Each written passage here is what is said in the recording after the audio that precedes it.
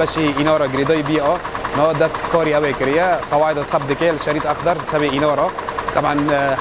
حفظة قاعدة سب بدون دوني ويرو ده حفظة قدن روزانه اشتري آفدان بخاطر سبب قاعده شنو خالد شمنت خاصه بده ذات المشروع مدني بس 20 رياضه بقعده ما يكي 70 دست فكري 70 دوره گیوی که لامبی عملی سوار که لامبی لیزری لیدن ده حزر دستو 50 وات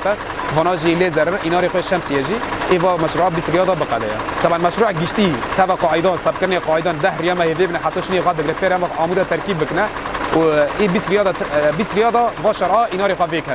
20 هفتان اینا رو بکتیه